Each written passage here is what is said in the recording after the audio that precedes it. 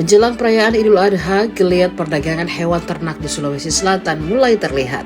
Dari pantauan tribuntimur.com di kantor Badan Karantina Hewan, Ikan dan Tumbuhan Sulsel Kota Parepare pada Kamis 23 April 2026, ratusan sapi sedang diperiksa.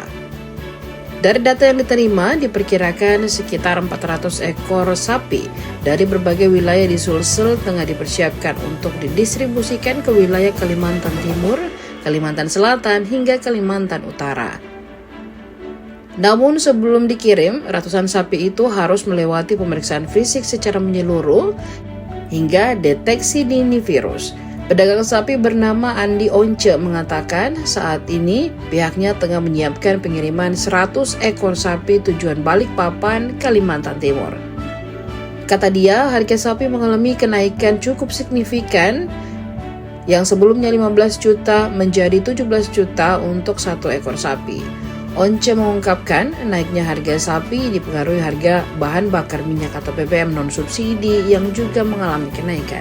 Senada dengan Once, pedagang sapi lainnya Haja Jumria juga mengonfirmasi tren kenaikan harga sapi yang cukup tajam. Menurutnya, sapi yang tahun lalu dijual dengan harga 12 juta dengan bobot paling kecil kini menyentuh angka 15 juta per ekor.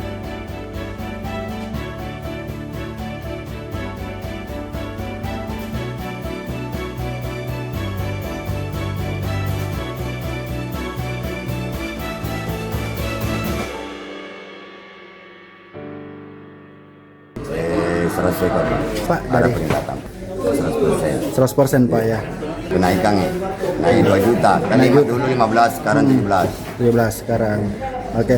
Diambil dulu sampelnya Pak. Oh, sampelnya. Oh iya. Mencegah penyakit Pak. Oh iya. Banyak sekali perubahan. Iya. Nggak mahal tuh. Udah mahal. Iya. Yang tahun lalu yang harga 12 jadi ya sekarang harga 15.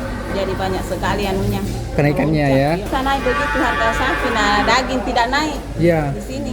Stok sapi. Ya penjualan tidak ini juga. Nah kenapa harga sapi begitu mahal? Iya, apa? Tahun lalu 100 lah. Kalau sekarang Ya. 200. Enggak. Berapa itu Boji? 100 juga.